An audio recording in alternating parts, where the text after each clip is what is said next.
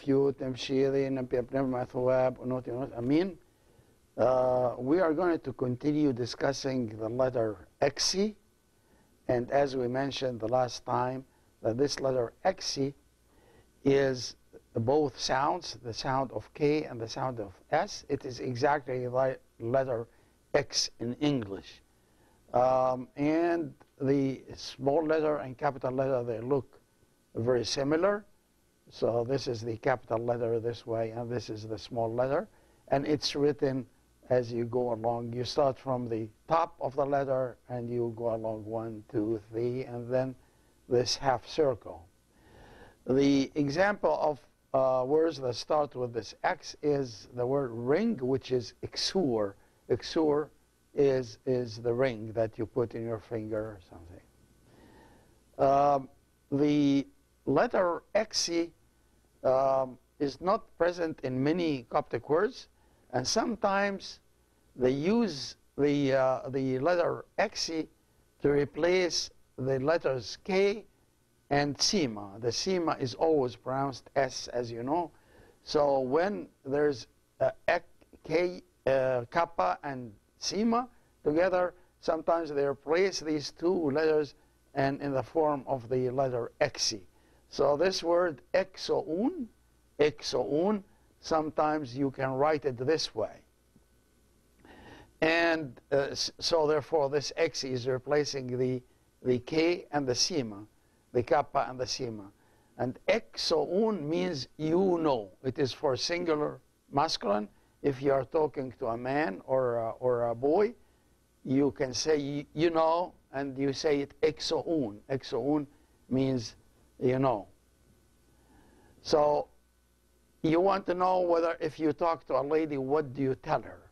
So in English, it's the same thing. You say you know. But in Coptic, it's different. If you are talking to a boy or a man, it is exoun. If it is a lady or a girl, it is tesoun. Tesoun. And if I want to say I know, I myself, as you know, T is the present tense for the one who is speaker, who speaks. So tesoun means I know. Tesoun means I know. And this is a very common word that you can use it a lot. That I don't know.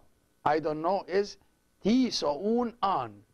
Tesoun an means I don't know. So one more time. You know is exoun. You know for a girl or lady, tesoun. I know is tesoun. I don't know is tesoun an. How about if you want to tell someone you don't know? You tell them exoun an. So when you put an at the end, it makes negative. So exoun an, you don't know, for a boy or a man. For a lady, so tesoun an means you don't know. Right? Another word is similar in a way, and this word is ikismarout. Ikismarout. Ikismarout means blessed. So when the word ikismarout, it's sometimes these two letters will be written this way, with the letter X instead of the Kappa and Sima, and it will be this way, ikismarout. Ikismarout is you. For singular masculine, you are blessed. If you are talking to a boy or a man, you tell him ikismarout means you are blessed, or congratulations on something. You can tell him also if he passed an exam, got a new job, whatever it is, you can tell him ikismarout means you are blessed in your new endeavor. So for the singular masculine, if it is a man or a boy, you say ikismarout. How about for a girl or lady? It is te. It's exactly like the soun. Here it is te smarout. Te smarout. Te smarout means you are blessed for a lady or a girl. How about he is blessed? He is blessed is ifismarout. Ifismarout. So you hear in the church all the time, sometimes you hear it ikismarout, and sometimes you hear it ifismarout. What's the difference? The difference, ikismarout means you are blessed. Ifismarout, he is blessed. How about she is blessed? She is blessed is is motherhood. Is motherhood. So for a man or a boy, when you are talking about him, you say if his motherhood, he is blessed. And for a lady, it is motherhood. Now we're going to go to another letter, because as I mentioned, the letter Xe doesn't have many words in Coptic that start with this letter. So the next letter, which is common and have a lot of words, is the O. And this O is the small o. In Coptic, we have two O's. This one is the small o, and there's another one which looks like the English W, is the long O. But this one is the small o, and the capital and small letter, they look identical. The way you write, you just make a circle this way, and you write it.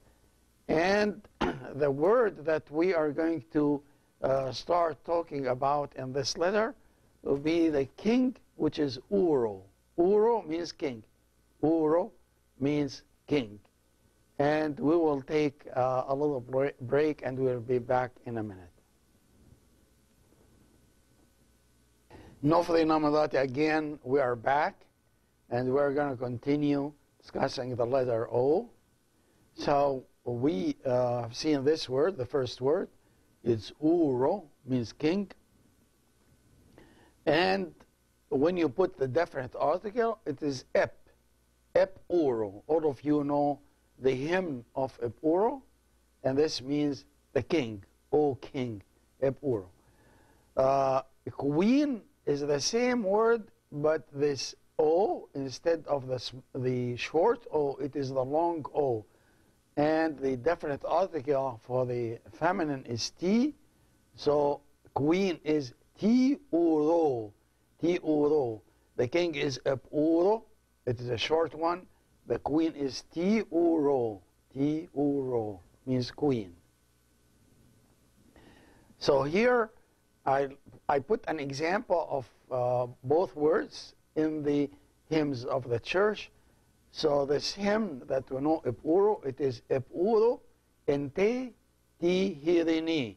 Ep Uro ente ti hirini, which means Ep Uro means literally it is the king, but in Coptic the use is when you talk to someone, you can instead of O, there's no O in Coptic, it's Ep Uro right away, the king, but it means O king.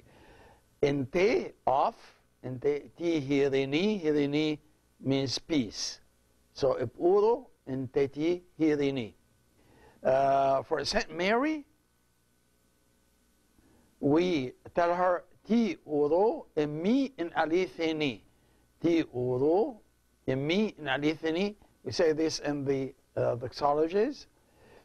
And Ti Uro means the queen. And then emmi, it's a Coptic word, means real or true. Alithini, it has the same meaning, but this is a Greek word. So we are enforcing the word true or real in both languages, the Coptic and in the Greek languages. So Ti Uro emmi in alithini, which is the real true queen. But as I say, the word me and the word alithini, they have the same meaning, but me is Coptic, alithini is of Greek origin. And me, as I said, is true or real. So this is either as a fact or as a question. You can ask somebody, Khen umi. Khen umi means really, this truly. And it can be the same wording is used as a question. You want to ask someone, is this real? Really this happened? So you say, Khen umi. Khen umi means really this happened. At the same time, if you don't say it in a form of a question, and you say, Khen umi, this means in reality, truly. And the answer, if it is a question, Khen umi, you are asking someone, Khen umi, the answer would be say, and say means yes in Coptic. I guess we mentioned it one time before, but if not, now you can learn it. So say means yes in Coptic. It is similar to the Spanish si, but in Spanish it is si. In Coptic it is se. Se gen umi. So the question is this true? Or is this really something happened? And you are going to answer, yes, it is true. So gen umi, the answer would be se gen umi. And this can be used in everyday conversations. Also the word gen umi that we mentioned also can be expressed as gen umethmi, gen umethmi. And we use this in the greetings for Resurrection Day when we say Pechristos Avtonf, then we answer gen umethmi Avtonf. But gen umethmi and gen umi is the same meaning. Both of them are the same meaning. Another word that starts with the O is uwai, which means one. So uwai means one. Here I want you to know 1, 2, 3. Just these 3 ones, 3 numbers. Uwai and snav and shumt. And we mentioned these previously, but it is not bad to review them and to use them in a little bit different way. So uwai means 1, snav means 2, shumt means 3. And you can use this a lot. For example, if you are starting a game and you want to say 1, 2, 3, you can use the Coptic words instead of the English or any other language words. So you can say uwai, snav, shumt, and then you do the things. It's exactly like ready, set, go. So it is uwai, snav, shumt. And they are very easy. We mentioned them before, so it's going to be easy for you to remember them again. Uwai, snav, shumt. Now, if we want to say 11, it is 10, 1. 10 in Coptic is mentioned as 10, 1. 10 is meat, as you remember, maybe way back. So we say meat, uwai, 11, meat, snav, 12, meat, shumt, 13. So meat, uwai, meat, snav, meat, shumt, meat is the 10. The number 10. We will be finishing this episode, and we'll see you in next episode. Ugay Namadati.